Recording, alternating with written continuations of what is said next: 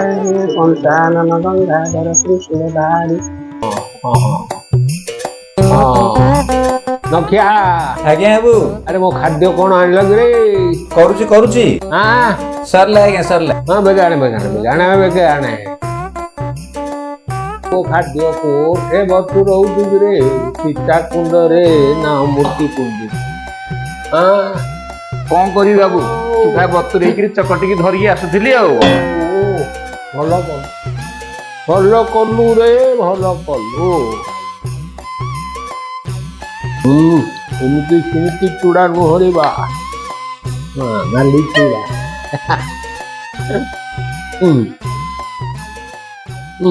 ବାବୁ paper ଖାଇସାରି ପଢି ନେବେ ଆଉ ଖାଇ ହବନି ସେତିକି ଆଉ ଟିକେ ବଳିଗଲା ଖାଇଦବ ହେଲା ରହିଲା ବେଗେ ଆସି ଖାଇଦବ ନହେଲେ ଶୁଖିକିରି ଚୁଡ଼ା ଗୁଡାକ ଚାଉଳ ହୁଏ। ଓହୋ ତମେ ଖାଇଦିଅ ମୋର ପୂଜା ସରିନି। ନା ନା ନା ନା ଆଉ ଖାଇ ହବନି ପେଟ ପୁରି ଗଲାଣି ହେଲା ହଁ ଆସ ଆସ ବେଗେ ଖାଇଦିଅ ନାଲି ଚୁଡ଼ା ଢିଙ୍କି କୁଟା ଚୁଡ଼ା ଭଲ ହେ ଆସ ଆସ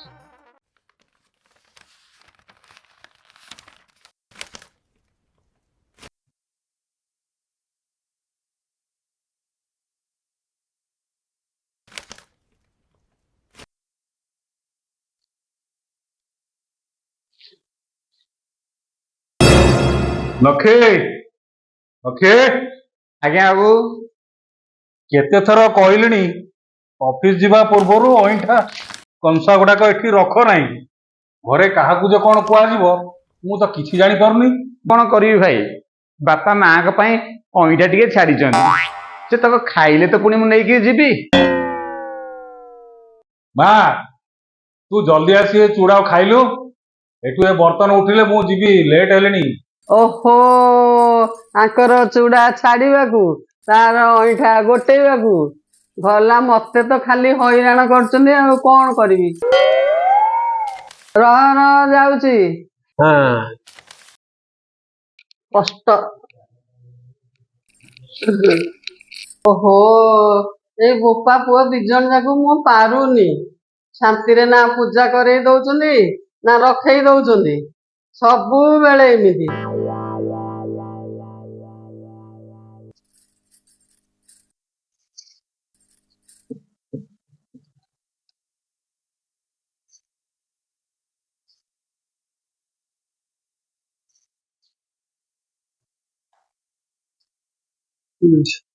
ଏଥର ହେଲା ତ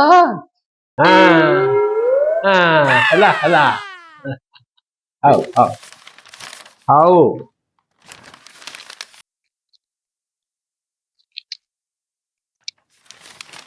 ଚାଲୁ ଆସ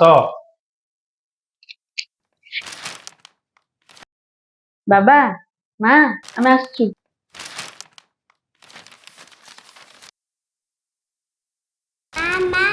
स्कूल टाइम ही गजाड़ी मत छाड़ी दबा ଚାକିରିଆ ବୋହୁ କରି ତ ସମ୍ଭାଳ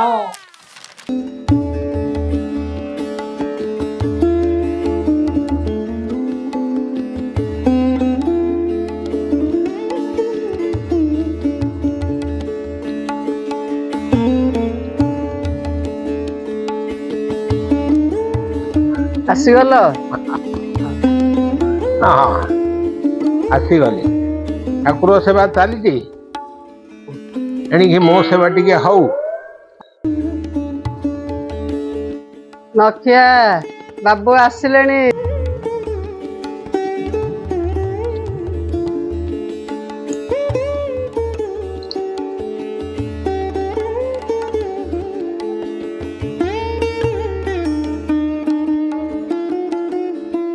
ରଖିଆ ବାବୁ ଓ ତୁ ଏକା ମୋର ଓ ଦୁଃଖ ବୁଝୁଛି ରେ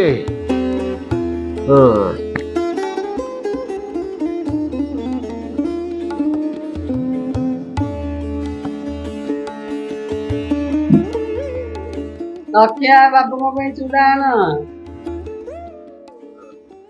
ସେଇଥିରେ ମା ଆଉ କହିବାକୁ ଅଛି। ଏଇ ନିଅନ୍ତୁ ବାବୁ ଆପଣଙ୍କର ପ୍ରିୟ ନାଲି ଚୁଡା ଦିଅନ୍ତୁ। ହଁ ହଁ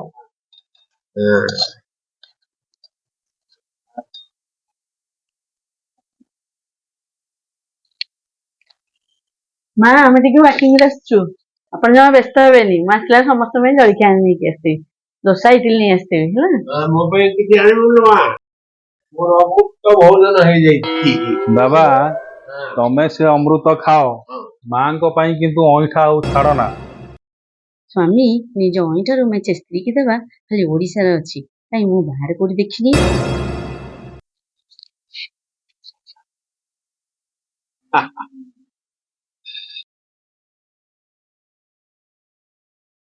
ମାମା ୟାକୁ ଥୋଇଦିଅ, ତମେ ମୋ ସାଙ୍ଗରେ ଇଟିଲି ଦୋସା ଖାଇବ। ହଁ ତମେ ଇଟିଲି ଦୋସା ଆଣିବ, ୟାକୁ ଖାଇବି, ତମ ଇଟିଲି ଦୋସା ଖାଇବି, ମୋ ଧନ। କିନ୍ତୁ ମା ଆପଣଙ୍କ ପୁଅ ପାଇଁ ମୋଠୁ ଏଭଳି ଆଶା କରିବେ ନାହିଁ। I never can do such nasty things. I will not do so. Sonny, let's go. ଏଇଟା ଗୋଟେ ପାଗେଳିଟେ। ହଉ ସିଏ ଯାହା ତାଙ୍କ ଇଚ୍ଛା ସିଏ ଯାହା କରନ୍ତୁ, ଆଉ ମୋ ଇଚ୍ଛା ଯାହା ଆମେ କରିବା। ଏ ଗୋଟେ କହିବାକୁ ମନ ନାହିଁ ହଁ କି ଆମ ବୁଢା ଦଳ କୁଆଡେ ଗୋଟେ ଅଯୋଧ୍ୟା ଯିବା ପାଇଁ ଯୋଜନା କରୁଛନ୍ତି ହେଲା। ମୁଁ ଭାବୁଛି ଯିବିନି। କି କଥା ହେ ଯିବନି କଣ ମ, ଆମେ ତ ଫ୍ୟାମିଲି ସାଙ୍ଗରେ ସବୁବେଳେ ଯାଉଛେ, ଆଉ ଏବେ ବୟସ୍କ ଲୋକ ସାଙ୍ଗରେ ସାଥୀ ସାଙ୍ଗରେ ଯିବନି ଆଉ କଣ ଘରେ ବଇଥବ? ନାଇଁ ଯେ କଥା କଣ କି ମୁଁ ପଳେଇଲେ ତମେ ଏକୁଟିଆ ହେଇଯିବ। ମୁଁ କାହିଁ ଏକୁଟିଆ ହେବିବ? ପୁଅ ବୋହୂ ନାତି ନାତୁଣୀ ସାହି ପଡିଶା ସମସ୍ତେ ଅଛନ୍ତି, ଏକୁଟିଆଟା କାହିଁକି ହେବି? 4-6 ଦିନ କଥା ତ, ଯାଇକିରି ବୁଲାବୁଲି ହେଇକି ଆସ ଆଉ। ହଉ ବା ତମେ ଥିଲେ ଚିନ୍ତା କଣ।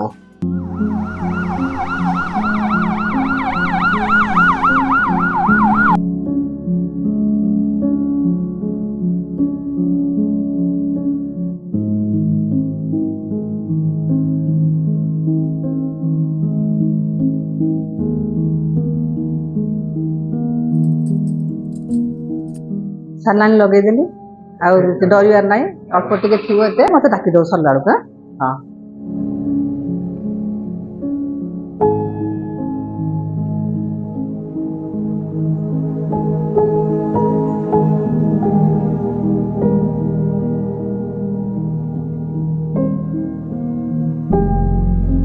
କଣ ହେଲା?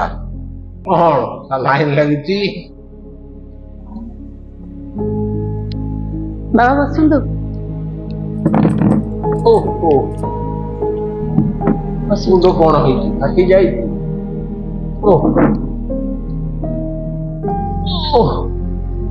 କଣ ହେଲା? 5ଟା ଦିନ ଗଲି ହେରି କୁଆଡେ ଯେ କି ଅବସ୍ଥା? ମୁଣ୍ଡ ଫୁଣ୍ଡ କଣ ହେଇଛି ଏମିତି? ଓହୋ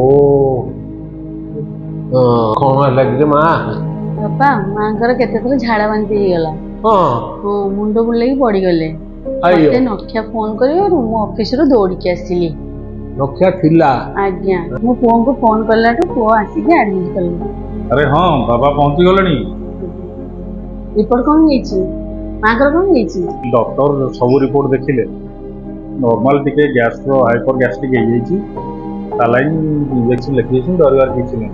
ଓହୋ ଥ୍ୟାଙ୍କ ଗଡ୍, କିଛି ହେଇନି। ଆଚ୍ଛା ହଉ। ଆଉ କଣ ୟା ଭିତରେ ଖିଆପିଆ ହେଇନଥିବ? ସମସ୍ତଙ୍କୁ ମୁଁ କହିକି ଯାଇଥିଲି, ଏଇ ଚୁଡ଼ା ଗଣ୍ଡକ ଖାଉଥିଲ ସବୁ ଠିକ ଥାନ୍ତା। ଏଇ ତ ଖାଲି ଠାକୁର ସେବାରେ ଲାଗି ଯାଇଥିବ, ଆଉ ଚୁଡ଼ା ଖିଆ ନା ଜଳଖିଆ ଭଲ କର ନାହିଁ। କରୁଥିଲି ଯିବିନି ବୋଲି ବାଧ୍ୟ କଲ, ପଳେଇ ଗଲି। ଏବେ ଅବସ୍ଥା କିଏ ବୁଝୁଛି? କେତେ ଦିନ ହେଲା ମୁଁ କେତେ ବୁଝେଇ ହାଣ୍ଡିଆ, ମୋ କଥା ଟିକେ ଶୁଣୁଛ? ସକାଳୁ 2ଟା ଖାଇବା, ନହେଲେ ତମ ଗ୍ୟାଷ୍ଟ୍ରିକ୍ ହେଇଯିବ। ଆଗରୁ ତ କେତେ କଣ ହେଇଛି ଜାଣିଛ, କାହିଁକି ଏକଥା କହୁଛ? ହଁ ହଉ ତମେ ଆସିଲଣି, ଆଉ କିଛି ଅସୁବିଧା ହବନି। ତମ ହାତରୁ ନାଲି ଚୁଡ଼ା ଯୋଡ଼େ ଖାଇଲେ ମୁଁ ଠିକ୍।